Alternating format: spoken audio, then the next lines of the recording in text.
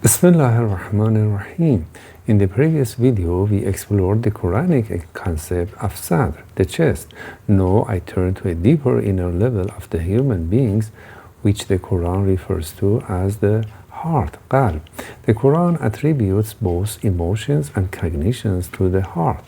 For example, feelings such as reassurance, constrictions, arrogance, hardness, and being sick or sound are all attributed to the heart. Likewise, cognitive states such as reasoning, guidance, and heedlessness are also attributed to it. What does these emotional and cognitive qualities mean? I am Hassan Moradi, and in this video on the channel Echoes from the Quran, I aim to answer this question. Linguistically, qalb means transformation. It is the locus for receiving the various manifestations of God. All beings in the heavens and the earth, in their very existence, ask for Him. يَسْأَلُهُ مَنْ فِي السَّمَاوَاتِ وَالْأَرْضِ, and He manifests Himself in them in a new state every day. كل يوم هو في شأن. Ar-Rahman 29. This asking is an inner act. Therefore, every being must have inner pathway to God. This pathway is the heart. In a very precise verse, God says that He stands between a person and his heart. God is the owner of the house of the heart, and every owner stands between the house and its guests. Thus, a human being cannot enter his own heart nor act within it without the permission of its owner. Therefore, when believers are invited by God or His messenger to something such as Tawheed that gives them life, they must respond positively. يا أيها الذين آمنوا استجيبوا لله وللرسول إذا دعاكم لما يحييكم. God, who owns the human heart, stands between a person and his heart. وَاعْلَمُوا أَنَّ اللَّهَ يَحُولُ بَيْنَ الْمَرْءِ وَقَلْبِهِ. He is also the one to whom all beings will gather. وَأَنَّهُ إِلَيْهِ تُحْشَرُونَ. Al-Anfal 24. This invitation comes from the owner of the house. Responding to it enables a person to leave the deceptive house, Darul Qurur, of this world, whose life is of a very low degree, and enter the house of the hereafter, which is truly alive. This verse shows that real life requires God's help and the messenger's guidance. It also shows that the heart can be alive or dead, and it implies that resurrection is a return toward God and toward one's own heart. A movement from multiplicity toward unity. The more a person moves inward toward the heart, the closer he comes to God and to gatheredness. For this reason, the living heart becomes the place where revelation descends. The Quran states that revelation is sent down upon the prophet's heart by Gabriel with God's permission. قُلْ مَنْ كَانَ عَدُوًّا لِجِبْرِيلَ فَإِنَّهُ نَزَّلَهُ عَلَى قَلْبِكَ بِإِذْنِ اللَّهِ. This revelation confirms what is before the heart, مُصَدِّقًا لِمَا بَيْنَ يَدَيْهِ, and it brings guidance and glad tidings to the believers. وَهُدًى وَبُشْرَى لِلْمُؤْمِنِينَ. Al-Baqarah 97. And thus the heart is the locus where the meaning and content of revelation descend. The heart must be perceived this content for confirmation, guidance, and glad tidings to be meaningful, and the heart must be ontologically lower than revelation and its barrier for descent to make sense. Quran further emphasizes that it is the sending down of the Lord of the world. وَإِنَّهُ لَتَنزِيلُ رَبِّ الْعَالَمِينَ. Ash-Shu'ara 192. The trustworthy Spirit bring it down upon your heart so that you may be among the warners. نزل به الروح الأمين على قلبك لتكون من المنذرين. الشعراء 193 and 4. This means that the Quran is the manifested form of the divine name, Lord of the worlds, Rabbul Alameen, a book for nurturing beings in both worlds. The two worlds can refer to the world of this world and the hereafter, or the world of the unseen or the visible. However, nouns how to nurture human beings can warn them about obstacle to growth. Since there is only one God, there must be only one heart. The heart is like a single lamp in the niche of the human being, radiating God's light inward. The believer follows only the revelation that descends upon his heart, not the opinions of disbelievers or hypocrites. He relies only on God, who is sufficient as a guardian. God has not placed two hearts within any human beings. ما جعل الله لرجل من قلبين في جوفه. Al-Ahzab 4. Just as a human being does not possess two physical hearts within the body, he also doesn't possess two inner or spiritual hearts. And just as the physical heart is located within the chest cavity, the inner heart is located within the spiritual chest, sadr. In the previous video, we thought that the spiritual chest is something whose openness or constriction plays a decisive role in whether a person is guided toward a state of surrender to God. Just as the ear is the organ for hearing, the heart is the organ for understanding. Just as the ear may become deaf and the eye may become blind, the spiritual heart may also become blind.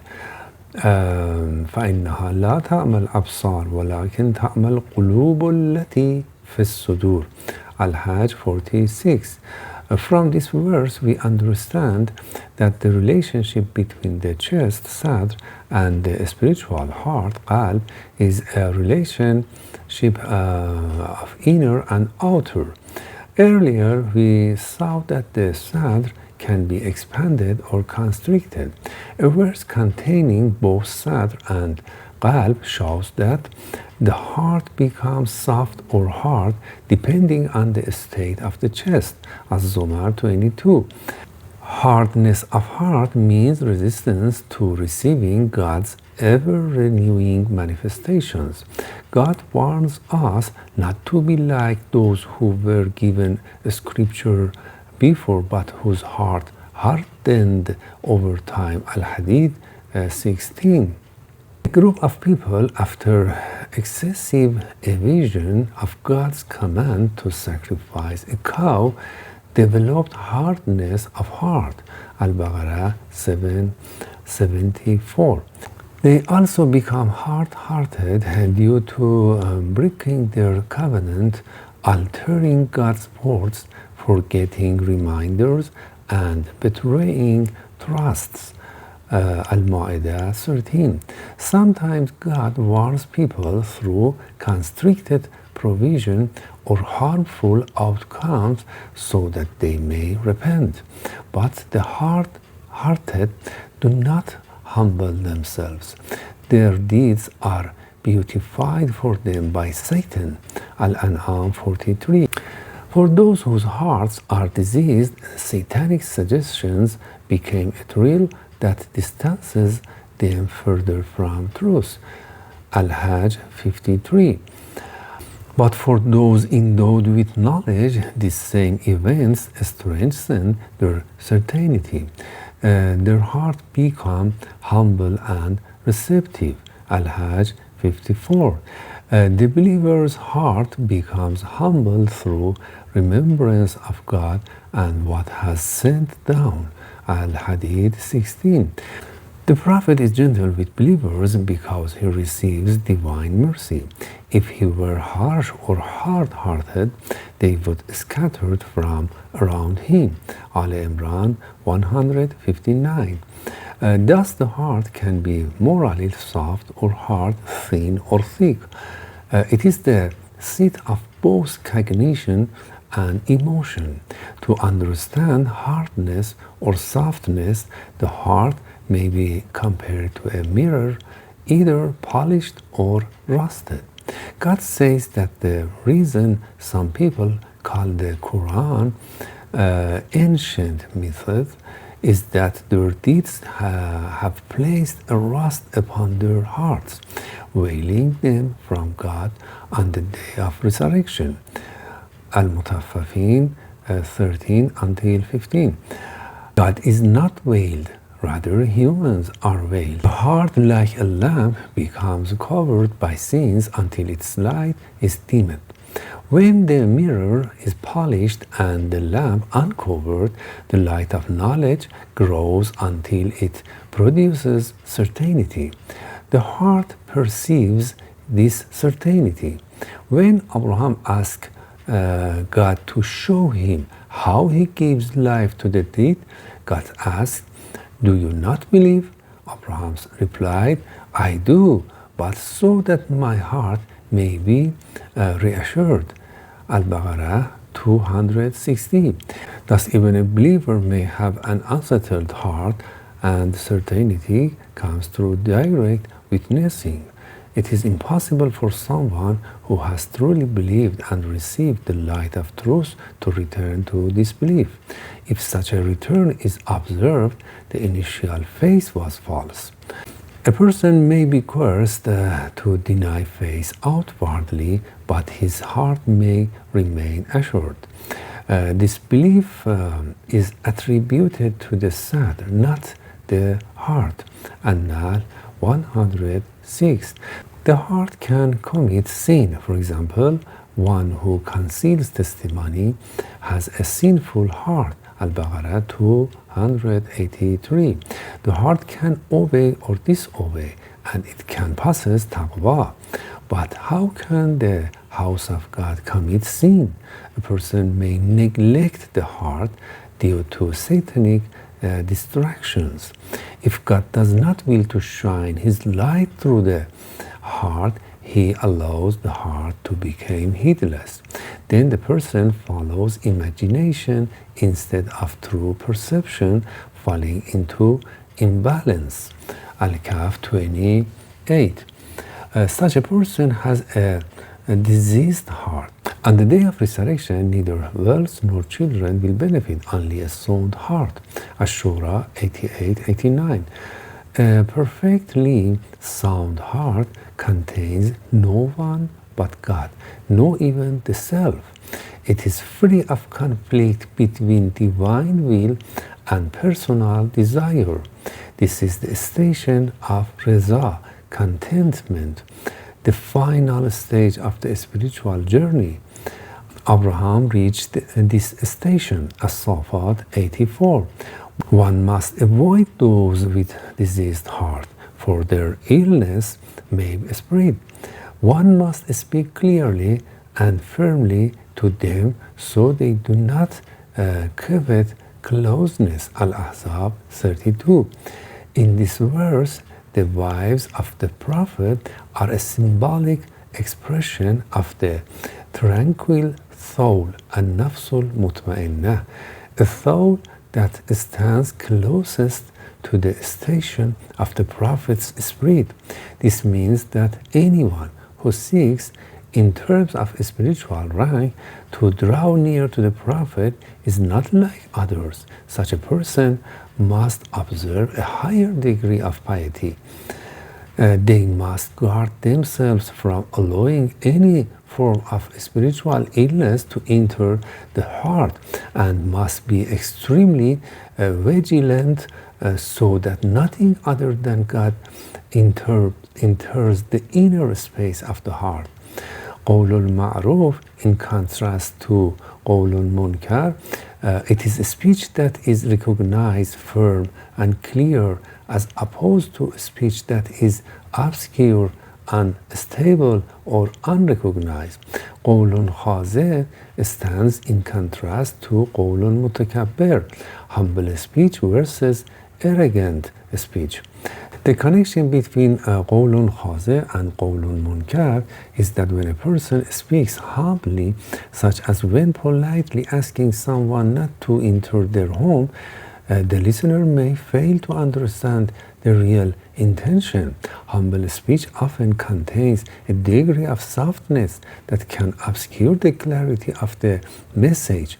Therefore, قول معروف means a speech that is explicit and unmistakably clear, so that the other party fully understands that they must not enter the house.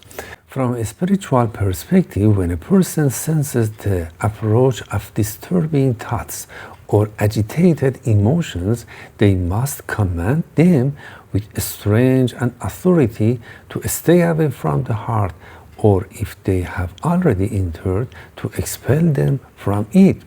If the heart is not protected, its illness may grow until it loses all correct perception. Whoever takes his desire as his God fills his heart with himself and empties it of God. God then assails his hearing and heart and places a covering over his sight. Al-Jasiyah 23. The sealing of the heart occurs through locks placed upon its doors, hearing, and sight. A locked heart cannot connect verses together and thus cannot understand the Quran. لا يمسه المطهرون, Muhammad 24. And the greatest correct emotion is humility before truth. Whoever lacks these becomes arrogant and coercive. Such people argue about God's signs without authority, provoking divine anger. Ghafir 35. The sealing is the worst stage of heart disease. The heart becomes filled with the self and empty of God. Only God can open or close the heart. Even the prophet cannot present anything as a revelation on his own. If he attend to, God would seal his heart and erase falsehood. Ash-Shura 24. Thus the heart is fully under God's supervision. The prophet cannot err in conveying revelation.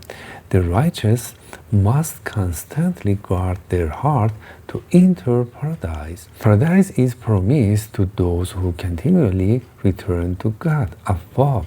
Guard their hearts. Hafiz.